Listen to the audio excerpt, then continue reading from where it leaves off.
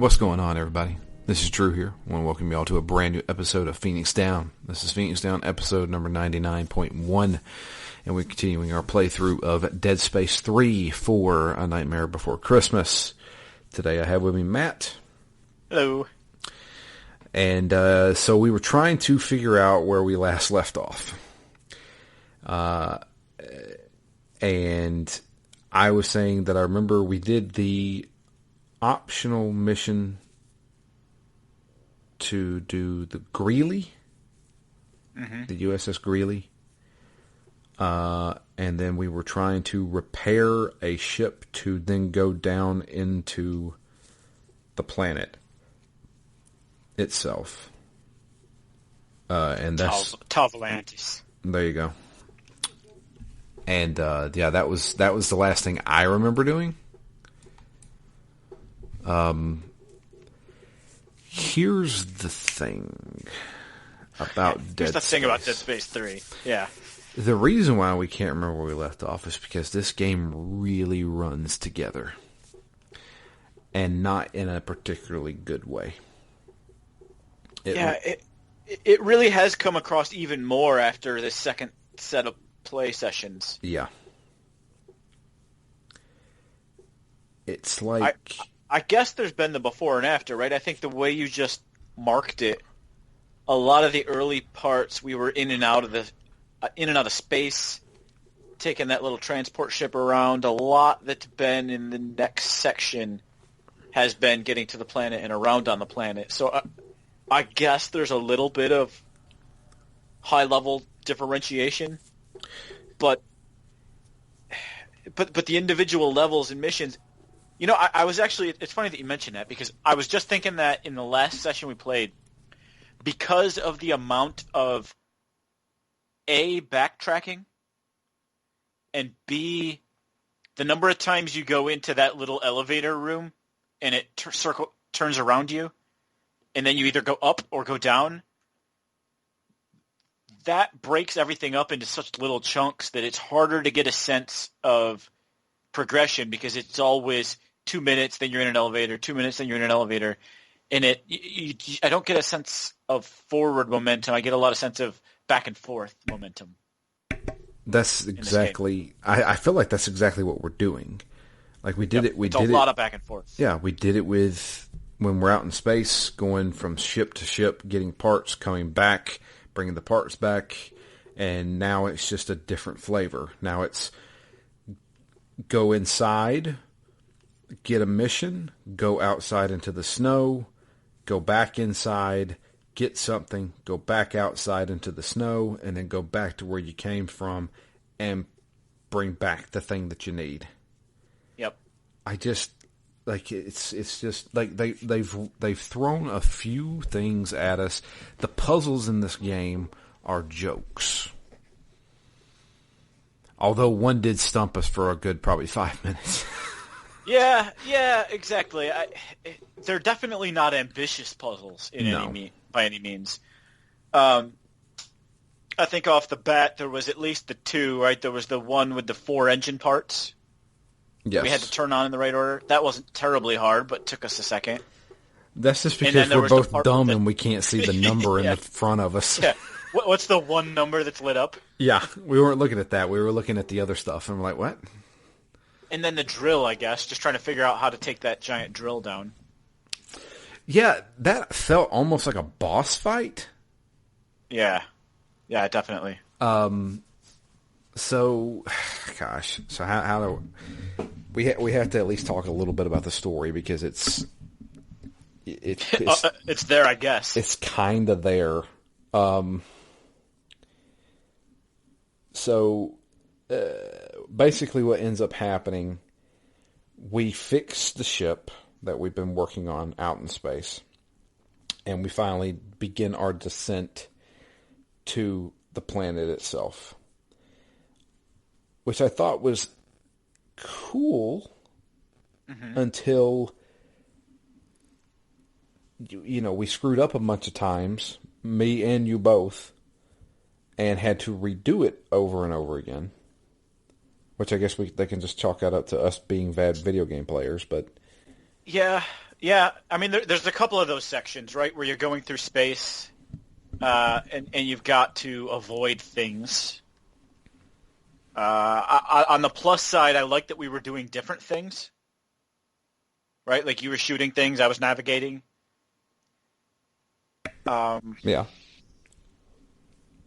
That's a step that this game does. There's some things I really like that they do a very small amount of, and that's like differentiating our two experiences through this game. True, but that's only happened once so far. Yeah, well, aside from this part where we're headed down to the planet, Well, yeah, it's slightly different. yeah, that's a different little piece of gameplay.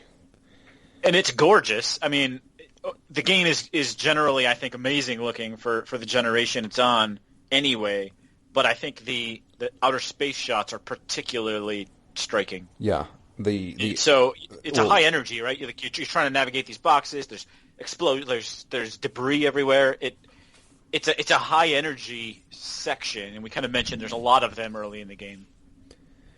And one of the things that I still find fascinating about this game is, like you said, this game looks great. The character models are rough.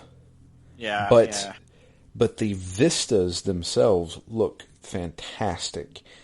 And there's subtle things that they do that I absolutely love. So I've always loved the fact that Dead Space takes place basically in real time. You go through all of your menus, you're still just standing there. It's basically everything is like a hologram that you're going through. And this includes like traveling and stuff like that. And one of my favorite things in Dead Space 3 so far has been the subtle, you get into that little shuttle that takes you between ship to ship, and how dead silent it is, except for like, the whirring of the like turning and stuff like that. And it doesn't just like warp you there. You actually follow a path. Yeah, you're actually watching us fly through space for a little while there, and you see it all through the perspective of your character. And I think that is fantastic. I love those little aspects of it. And when you're out in, when you're spacewalking, I think that's a great, it's easy to get disoriented. It's because up is down and down is up and left is right. It's crazy. And but that's kind of the point, too, of being in space, right? Yeah. As much as it's a little awkward. And those games have always done it perfectly. But this game, I'm not hating this game. I just find it so monotonous. Yeah, I still find this game to be very a set of extremes. Like, everything we just talked about, the models, the vistas, I really like the animations. Yeah. I really like the sound, the squelching sound when you, like, stomp those scorpion-looking guys, especially. The music and the way it accents when you're getting stalked, the way that you can sometimes hear an enemy a room or two before you see them, that's really good, simple foreshadowing for what's coming up and mood setting. It does a lot of those little things well, but it just does some big things really poorly. And I think the back and forth nature and the monotony of it does certainly start to set in a bit. It feels like they retreated back to Dead Space 1. Because you remember us using the tram, going back and forth between places on this space station. They're doing that, but in a larger scale in Dead Space 3. Yeah. While in Dead Space 2, I felt like you were constantly going somewhere else rather than coming back to where you were. Yeah, so far where we are in 3, I think 3 is like clearly the most polished, but 2 I think has been my favorite. 2 is, we haven't finished 3 yet, but I'm pretty sure Dead Space 2 is the pinnacle of Dead Space. Yep. And that could turn around because, again, I think the mechanics and, and some of the things around weapon creation and, and scavenging parts. There are some things I really like about Dead Space 3. Yes. But it's, it's bits and pieces here and bits and pieces there. It doesn't feel very tight. Like I think the lack of a narrative and the, I don't know if I'd call it level design. Like the back and the forth is annoying, but I don't have a problem with the way things are laid out other than that. I think the rooms are laid out well. I think your progression through levels, aside from the backtracking, works well. I don't know. It's just, it feels like I'll have a really great moment, and then it'll be a lot of time of nothing happening besides corridors and backtracking. Yeah, I think this game is quickly becoming a sum of its parts kind of thing, where everything around it is good, but you combine it all together in this frame, and it just feels samey. It just feels like, we're going back outside, we're going back here, And I'm just, to be honest with you, I feel like the story is going to be very predictable. Yep. Because we end up getting separated from the rest of the group after we make our crash landing on the planet. So Isaac and Carver are separated from the rest of the group. We have to find our way back to where they are, which we don't even know if they're alive. Carver keeps talking about it, and of course Isaac is really concerned about Ellie and wanting to find her, and Carver's like, she's probably already dead. We're not compromising this mission just so you can go find her. But the main thing we have to worry about right now is freezing to death, because it's freezing on this planet. It's a snowy planet. So we have to go from like heat source to heat source, and then go from inside a room or a building to another building.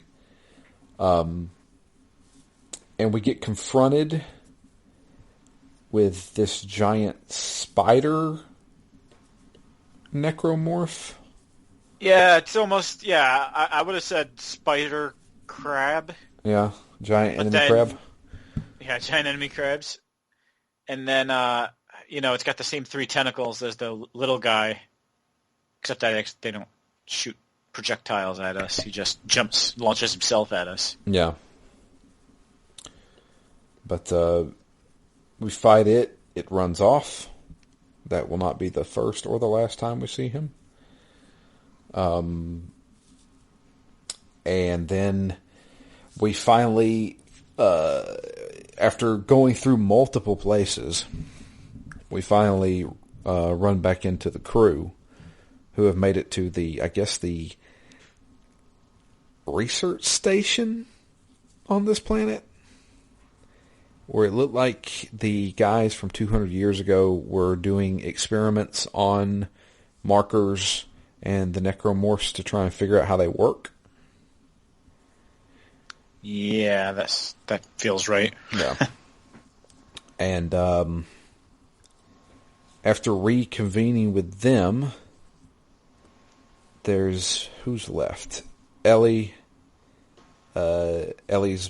boyfriend, who's a complete jerk, and there is the woman who is kind of like an expert on the markers, or knows a lot about the research of the markers. Yeah, which is interesting, because Ellie also is supposed to be a bit of an expert. Exactly. And so is Isaac. Yeah. Kinda. I mean, he's kind of like the layman who has had experience with this stuff. And what exactly does Isaac have any emotion in this game other than like the 2 cutscenes where he's getting yelled at? Like what? I mean, we're what, 9 hours into this game now? Yeah. I don't know anything about Isaac. Like, what kind of an arc is he on in this game? I think he's all about Ellie. They did have a fling for a while there after Dead Space 2. Yep. But then she's with this new captain guy. But they still obviously have feelings for each other. And Captain Guy is pissed about that. So his arc is just trying to win the love triangle? There's no actual, like, story arc? You're asking the wrong guy that question. I don't know. It's not like, it doesn't have to be that big of a deal. It's just so clear that they didn't care at all about, you know, characters and motives and emotions and, you know, redemption. Any of these things, like, just were not even remotely considered. Which, it just seems weird to me, given that, you know, it's a narrative series. This is the third game in the series, so it's not like they didn't have time to come up with backstory. You know, they wrote a prequel book for it, the graphic novel. So it just seems like such a strange omission to me. I mean, the first Dead Space was really good because it was Isaac trying to find his wife. And, you know, she's dead when he goes to this space station. And he was there originally to just be like a mechanic. Because and you also had that struggling of like kind of going crazy, right? You know, there was that descent into madness. Yeah. And so that, you know, that was at least some kind of character struggle. Yeah, because the markers were trying to, you know, convert him. Yep. But even that, I mean, that's not exactly complicated, but you know, it's at least him trying to overcome something. I'm not sure what he's trying to overcome in this game. He's basically being forced to do this. Yeah, I kind of feel like he's just going through the motions. At any time, he could just be like, why don't we just leave? Yeah. I mean, you know, the other strange thing is that there is some backstory, at least from Dead Space Liberation, about trying to find this master signal, going to the home world to specifically try to stop the markers at the source. But where is that baked into this game? It feels like it's completely disconnected. I don't know. I did not see that, so... Exactly. Like you should, and the fact that you didn't, like... You know, I mean, I guess the simplest way would be here's a recap of Dead Space Liberation to get you set up for the game. But, you know, if they didn't want to do that for whatever reason, maybe so that people will buy Liberation, they could have at least baked in enough references to have made it more worthwhile. It does sound like they kind of started to do a little bit of that with at least going into Carver's backstory and referencing what happened, and you know, he may end up with the better arc than the main character, I think. I feel like he's kind of the main character of this, even though Isaac's doing most of the talking. And if you play it single player, you get a choice, or you only play as Isaac? I don't know. There's a couple of questions I want to ask about that, and maybe somebody can answer them. But like, can you choose who to play as? Also, with certain things that require your co-op partner to help, how does that work with the AI? Yeah. Like, there's multiple puzzles in this game that if I did not have somebody playing with me, I don't know if the AI would be programmed to do it or not. Yeah, it's either got to be AI that does it with you, or it's just different puzzles. It's just a different puzzle, yeah. That's the only thing I can think of. But because some of those things, I mean, if your AI partner's doing it with you, that would almost give it away in some ways, right? I mean, not that it's terribly complicated, but I mean, what would your AI partner do? For example, when we had when we had to turn those 4 engine parts. Yeah. Or better yet, when you're flying, are you flying and shooting at the same time? How does that work? Yep. Yeah, even then, do you get to choose which part you do, or one of them automatic? I don't know. I guess I'm interested to replay at least the first couple hours, maybe single player. But, yeah. But if you could play as Carver, and they do link back to what happens in Liberation, I think that would negate a lot of my issues with the Well, game so far. let's just go ahead and get into the probably the best part of this game so far, which was a side mission that we got. While we're Randomly. randomly as we are sent on a mission to go get something. When we walk outside, Carver sees a woman crying and walking through the snow. I'll have to take your word for that. Yeah. And so Carver is like, what, did you see that? And Isaac's like, what are you talking about? He's like, come on, she went this way. And so we decided to do this. It pops up like this is a side mission, optional mission, follow the woman. So it leads us into this area that Carver is the only person seeing this stuff. So we went through, probably a 15-minute area, killing enemies. Maybe even a bit more than that on the first playthrough. So we're killing enemies, we're getting upgrades, we're finding materials, stuff like that. And we're having conversations. And the whole time Carver is seeing stuff. So it's particularly stuff that has to do with his son's birthday. And there's like birthday streamers around that say, Daddy hates you. There's presents laying around. There's a big cake.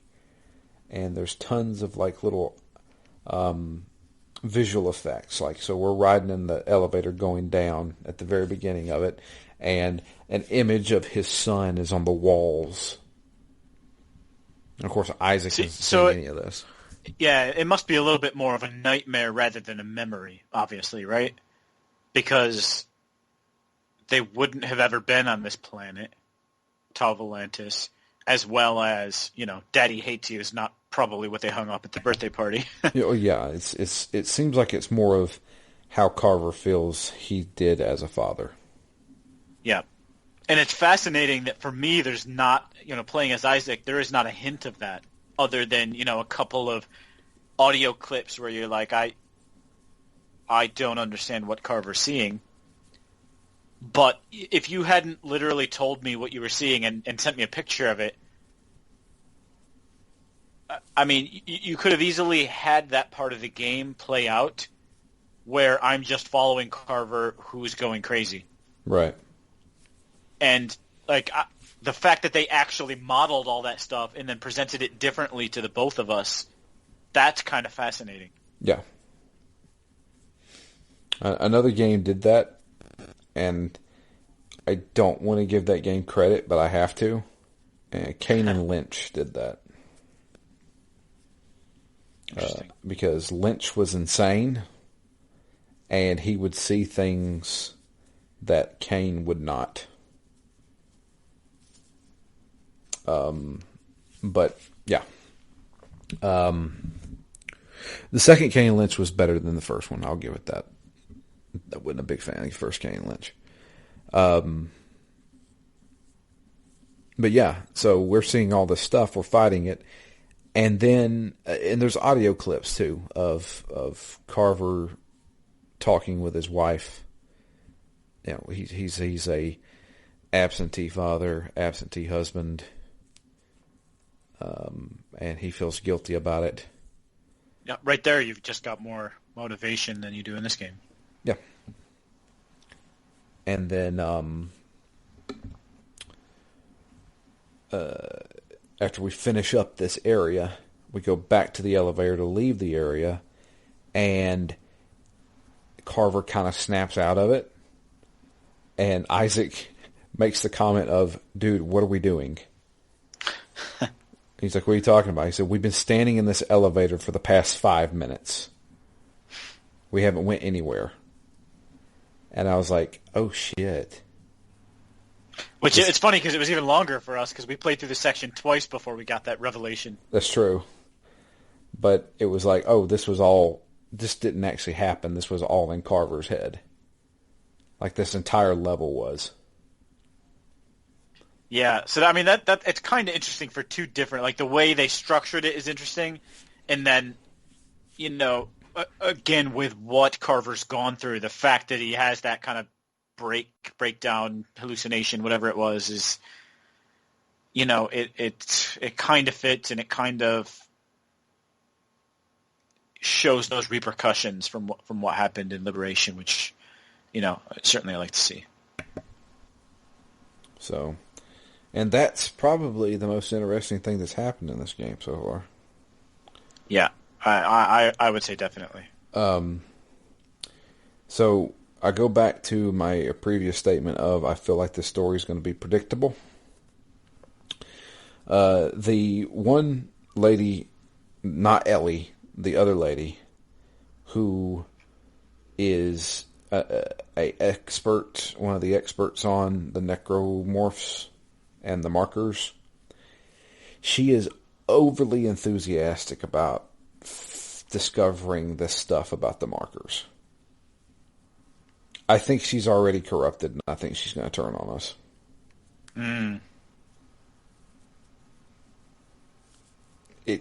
I feel like you can see this coming a mile away. Because the way she talks about it, and even Isaac has mentioned, he's made, off comments of, yeah, that's great, kind of thing. Yeah. And I'm just like, yeah, I mean, they're pushing this as she's really enthusiastic about this marker stuff, and then once we figure out the marker stuff, boom, she's going to, activate them or something. Yeah, there's got to be somebody under the influence, right? Well, we did have a part right whenever we ended this last play session. But, one of the things they want us to do is there is some type of marker signal inside this monster. It's like a very large monster. Yeah, the largest of the necromorphs. Yeah. And it's dead and dormant, and they want us to go inside of it because we have to get that signal. Now, in order for us to actually do that, we have to do some missions. We have to go and get stuff.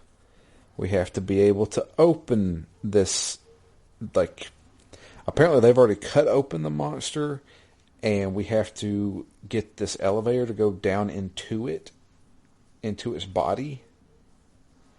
But in order to get everything operational, we have to go and get things.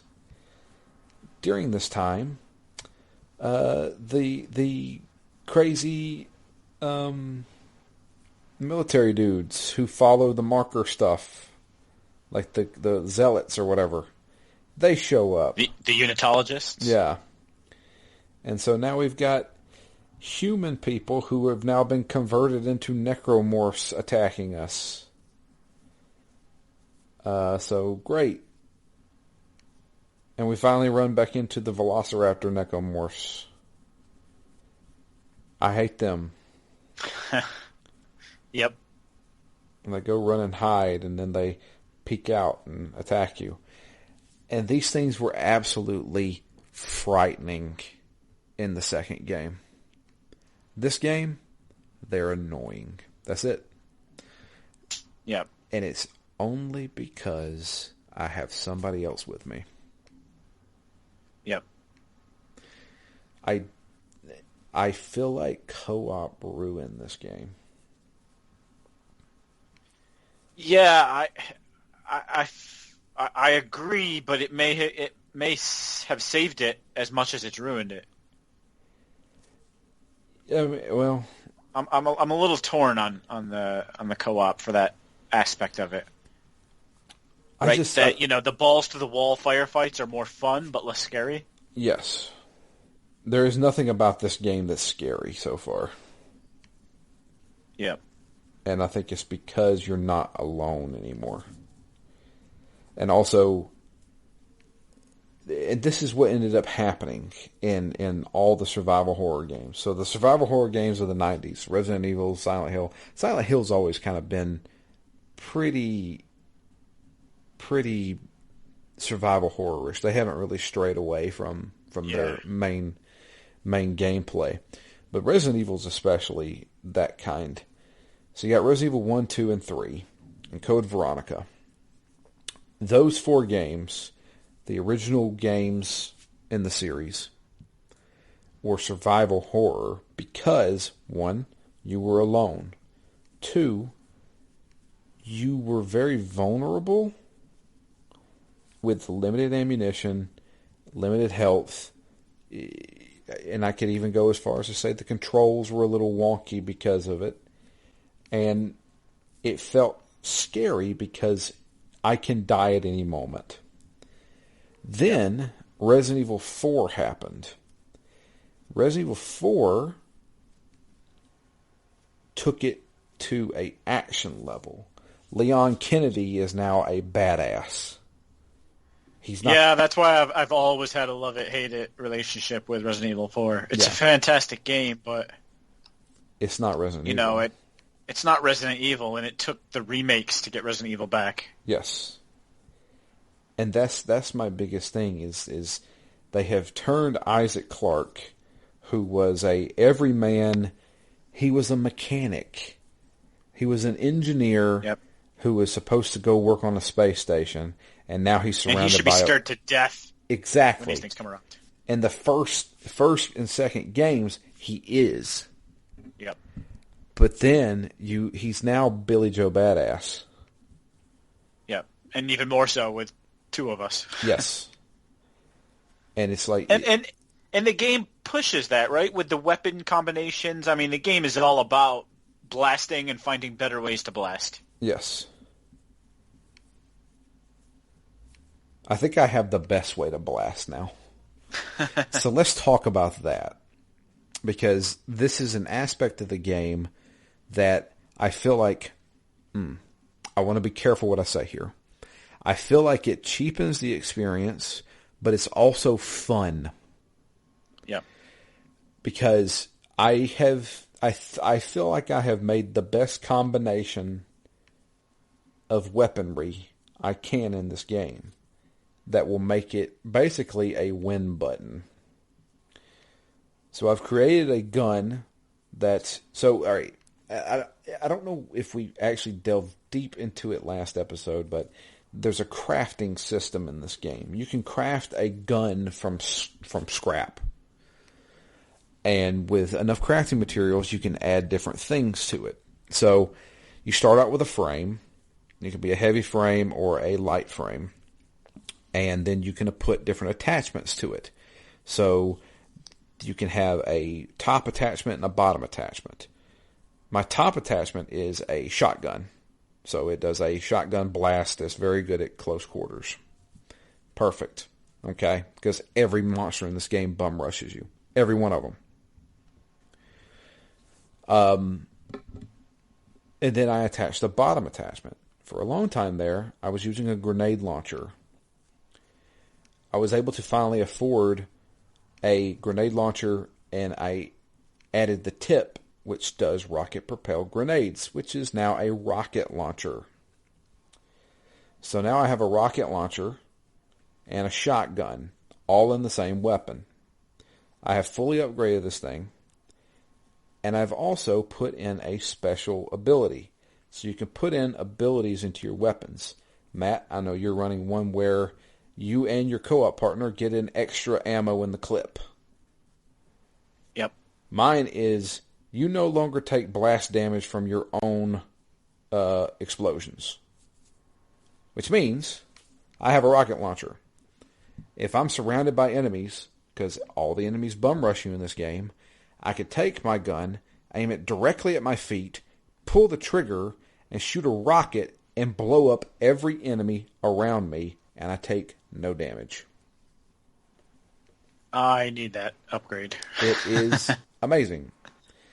So, no, this game is not scary. This game isn't even frantic anymore because I let the enemies come to me, and then I blow them up. Yeah, I do like the variety of modifications as well, right? Like Yes. I had an assault rifle that I built, my most recent weapon, where I gave every single bullet gets just a little bit of stasis with it. Yeah. So, 4 or 5 bullets in, you start to slow those enemies down, and, then you can switch weapons and take advantage of, like my shotgun, which is slower but super powerful. So it's, I love the combinations. And the amount of ammunition this game gives you. So much that you have to keep dropping it. I have to drop ammunition to get parts. Yeah.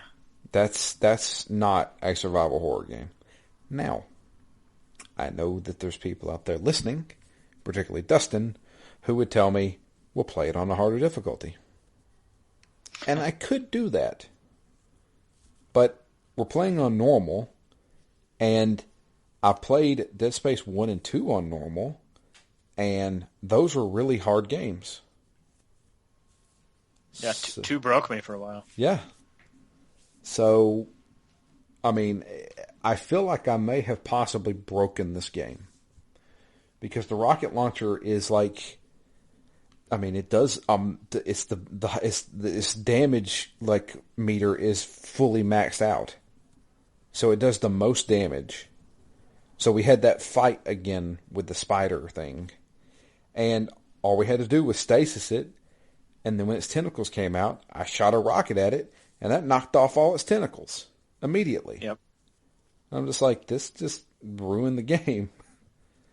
I have broken the game. I have turned this game into Diablo 3. I have got every legendary item equipped. And now I'm just wrecking stuff.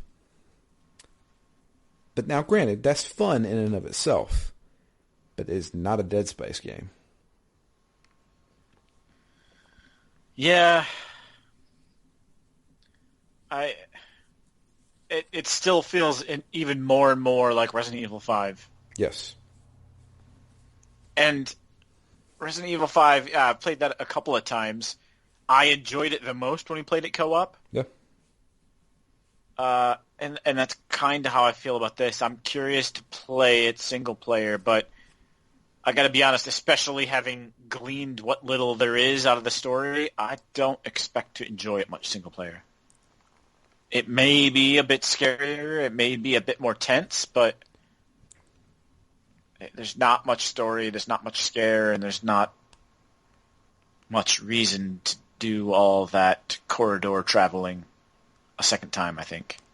Now, maybe if they could stick a new game plus and throw some high-level weapons in there, because there are a ton of weapons I haven't even come close to making yet. So while I like the weapon crafting, is it enough to make me want to play this game a second time? I don't know.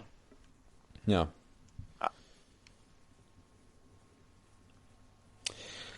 That's a good question. I think this is an okay game. Yeah. I think I'd say better than okay. I mean, it does enough things really well. I mean, it plays, like, let's say you wanted to play co-op with somebody. This is a very easy game, especially, now that it's 2 generations old. Like, this game is a smooth, easy to play game. Yeah. It's easy to enjoy the parts that are enjoyable. Yeah, and it's a fun time co-op. I mean, it's one of those games where you don't really have to pay attention too much. It's one of those shoot the shit with your friend kind of game. Where you're talking and all of a sudden, oh shit, here comes a guy. Bam, shoot him. Okay, anyway, what were we saying? That kind of thing. Yeah. But I feel like it's still an enjoyable game. There's been a few it feels like the things that get slightly annoying is the ones where they try to turn it back into Dead Space, where they make you be the only guy able to shoot stuff while your partner's doing something else. Yeah. And I'm just like, oh, well, the problem is that in order for that to work, you have to scale down some of the enemies that are coming. Because they have obviously... I've had more necromorphs come at me in this game than I ever had in Dead Space 1 and 2 combined. And I'm just Yep. like, that you have to have that balance there. But anyway, going into, we finally repair everything. The elevator can go down.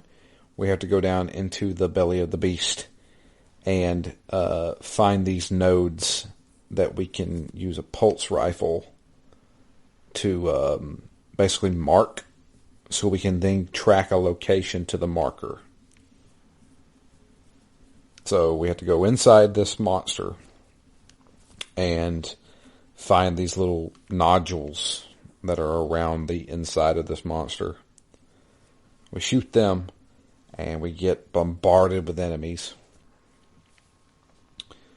Eventually, when we make our way out of it, that's when we come back up to the surface. We're still in that cage, and the captain refuses to let us out. They're like, well, what are you doing? He's like, nope, we're going on without you. So then we have to escape. Which is, he left the key inside the operator, and we just pulled the key out. Yeah, real smooth. Yep. Way to keep us locked up. Yep. And now we are hot on the trail of the rest of the crew, who has abandoned us on the captain's orders. And that's it. Yeah.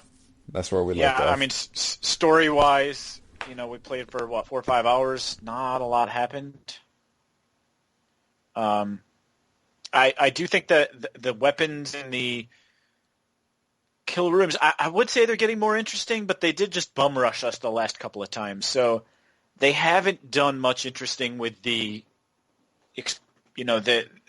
dedicated assault rooms, right? There's been a couple of bosses, I guess, but more often than bosses, they just throw these rooms at you until you prove you can survive it. Yeah. And you're right about the whole this last half of the game that we've been playing. They've been throwing those black goo monsters at us. Yeah, little skinny guys who just run at you. And I mean, it's just you can only do that so many times. Until I put a rocket launcher on my gun and then just shoot at my feet. Yep. They need to change it up a little bit, right? They've had. They've come at us in waves. They've come at us just in mass, and we've had a couple of bosses. But I don't know what they would do differently here. I don't think they do anything elemental, right? Where some are more susceptible to fire, some are more susceptible to stasis, whatever. Where you would need that to get through. I don't think that'll happen, but it would be good if they layered something in to change up those assault rooms. Yeah. I don't think they will. If we're going to be honest. Unfortunately, I just don't think that's going to happen. So what do you think they're going to do? I mean, we're only just over halfway through, I guess 2/3 of the way through the game. They must have saved some big set pieces. I imagine we'll get some good bosses. Yeah, kill that crab spider. At least, yeah, I'm thinking we'll probably kill the crab spider, yeah. I imagine at least 1 or 2 more good bosses beyond that. But that's, maybe that's half an hour of what we've got left. If there's 3 bosses, say that. What else do you think they're going to do, or what would they need to do to really elevate the back end of this? Well, what's probably going to end up happening in the story is Captain is not going to make it out of this alive. No, I think not a good person. I feel like the over-enthusiastic woman is going to turn on us. She's going to try to activate the markers, if not activate the marker, and then we got to figure out a way to turn it off. Which means we got to go collect 5 or 6 things, and then return back. I think I could be wrong here. I think Isaac. I don't think Carver will survive this. He's just not central enough? I don't think so. I think Carvel will do a sacrifice himself to save Isaac thing, so he can go be Yeah, with his yeah, family, kind of thing. I could see that since Carver's already lost everything. Yep. But Does they Ellie got to do at least. survive? Sorry, what? Does Ellie survive is the question. Oh yeah, and does she end up back with Isaac? Sock? I don't know. Anyway, what were you going to ask?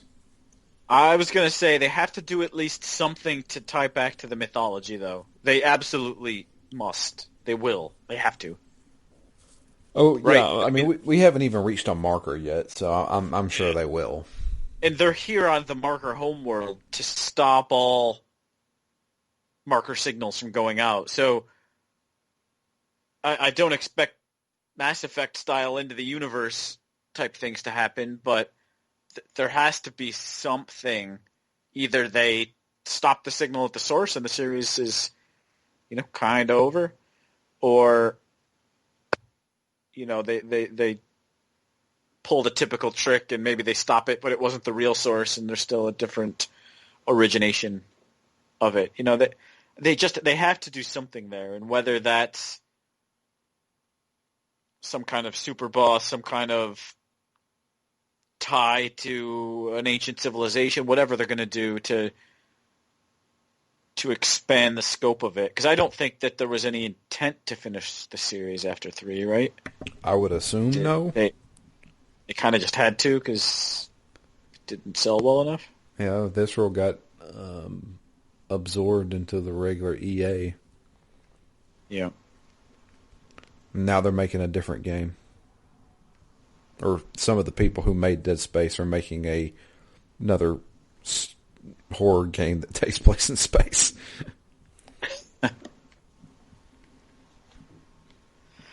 So, yeah, I mean, as much as I'm maybe a little bit lukewarm overall to the game, I do really want to see the way it ends. You know, it's not a frustrating game. It just feels a bit lackluster. Yeah. I think it's fine. Yeah, it's fine. That's the best way to describe it. No emails this week. I know Dustin and Chad have probably finished it by now. I could be wrong. So next week, guys, make sure you send in an email. In fact, I would send it in early because I don't think Matt and I are recording Thursday. What day do you think you could record, Matt? I can record literally any day. I have nothing and I'm going nowhere. Okay. So we may try and shoot for Wednesday to record, which means me and you need to get together and play some Dead Space 3 and finish this game. Yep. So we're going to try and do that over the weekend, maybe Monday or Tuesday, work on it as well. I would assume we've got maybe 4 hours left. Yeah, 4 or 5 hours. Considering what, we're 7 hours in now? 8 hours? Yeah, eight or so. Yeah. But we'll see. But if you would like to send us an email, it is drew@ztgd.com. You can also tweet to us. I am at Drew Leachman. Matt is at REMGS. And the podcast itself is at ZTGD Phoenix Down. After Dead Space 3, I think we're going to dive into The Legend of Zelda Ocarina of Time for our 100th game of this entire podcast, which is insane to think about. Yeah, well, that is certainly a milestone. Yeah. And then after that, we'll be jumping into the Yakuza series with Yakuza 0. And then we've pretty much settled it. After Yakuza 0, we will then be moving on to Lost Odyssey. So we got our next 3 games planned out. And our next 3 games may last us well into June because all 3 of those games are very long. Yeah. Yeah, this is hopefully not going to be the year of the RPG where we only finish 4 games, but Yeah.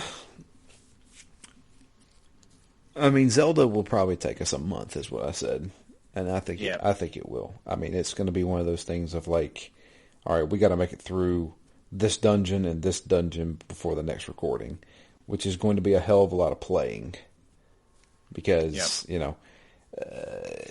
there's 10 dungeons, and that's not including the final one in Zelda.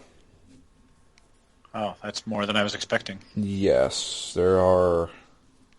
Yeah, because there's 3, and then there's 7 that you got to go through, and then you got to go through the final castle. And there's a lot in there. It's not you just running from dungeon to dungeon. It is doing a whole lot of stuff. But I'm excited to get into Zelda. Yeah, me too. It's been a long, long time since I played Ocarina of Time. In fact, I would say it's probably been 20 years. Oh, that's crazy. I think I replayed Zelda when I was in college. I remember that. So it hasn't been 20 years yet. Definitely been over 10. Probably 12 years. I would assume probably 2007-ish. I played through it again. Just random. I've booted it up at least twice. Yeah. Have you ever made it to a dungeon in Ocarina of Nope. Time? Wow. Okay. Have you ever done a dungeon in Legend of Zelda? I'll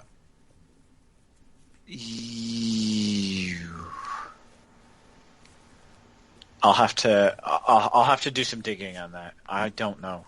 What would be the game you played the most of in Zelda? Probably the Super Nintendo game. So, the Link to the Past. Yeah. Okay. And that was probably a good hour and a half, 2 hours. You probably didn't hit a dungeon. Man, you've never done a Zelda dungeon before. Depending on how you feel about how it holds up, you're in for a treat. There's nothing quite like going through a dungeon in The Legend of Zelda. In 2020? Or, like, 12 years Period. ago? Okay. Period. Okay. The only game that I can tell you that got close to being Legend of Zelda as far as like the feeling of going through a dungeon would be the Darksiders series. Yeah. I've heard that quite a lot. What about 3D Game Heroes? 3D Game Heroes, yes. I would say it's definitely taking a ton of inspiration from Zelda. Because I played a lot of that game. I did too. That was actually a pretty good game. But yeah, nah, man. I'll have to go through the Great Deku Tree. That'll be your first dungeon. Yep, and I will hit it twice because I am going to get there on the 64 and then switch systems and start over on the 3DS. There you go. Okay, well, man, we got our gaming planned out, which is exactly what I like. So, I'm excited. Yeah, I am too. Yeah, but we got to get through Dead Space 3, which I'm excited to see Dead Space 3. It gives me an opportunity to play with my friend. Yep. So. Yep. And the co-op just works well. Again, I haven't played a good co-op game very often. So this is kind of a rare treat for me. Yeah. I'm trying to imagine the last co-op game I played with somebody that was really good. And I'm trying to think. Dying Light. I think Dying Light was the last game I played through completely co-op with Ken. Mm. And Dying Light was a fantastic game. Yeah, it's one I definitely want to play. It's so good. Then there's like obviously the predecessor to that was Dead Island, which I know me and you played a good amount of together.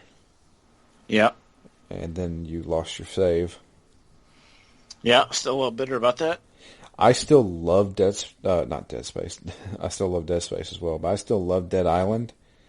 It came out in 2011. I had been following that game since the very first little teaser that they gave us, not the trailer with the little girl. Everybody remembers that trailer. There was a teaser from like 2006. They've been working on that game a long time. And I was like, I want to play this game. And I followed it, and then you heard nothing about it. And all of a sudden, bam, Dead Island's coming out. And I'm like, what? And 2011 came out. I chose Dead Island over Skyrim for my game of the year. I did. Nice. I fell in love with that game. I thought it was fantastic. 44 hours I put in that game. Yeah, that's pretty good. Yep. But yeah. Anyway, let's get out of here. We've went on long enough about not Dead Space. But yeah, we're gonna get out. All right. So we will be back next week. We're gonna record. I have no idea when that episode will go up. I mean, if I can get it to Ken, chances are Ken will upload it and have it ready for Christmas Day. So you guys can enjoy this on Christmas Day, but why would you want to listen to me and Matt talk when you could be with your, families? Or playing that new shiny Xbox Series X or PlayStation 5 that you got? Or just imagining what that might be like. Or imagining because you can't find one. So, yeah. But we'll try and get the ending of Dead Space ready for you guys next week. Until then, I am Drew. And I'm Matt. And we're gone. You guys have a great holiday. Enjoy your time. Merry Christmas. Merry whatever. Happy holidays. Whatever you celebrate. I hope you stay safe during it. And we'll be back next week with the continuation and hopefully the conclusion to Dead Space 3.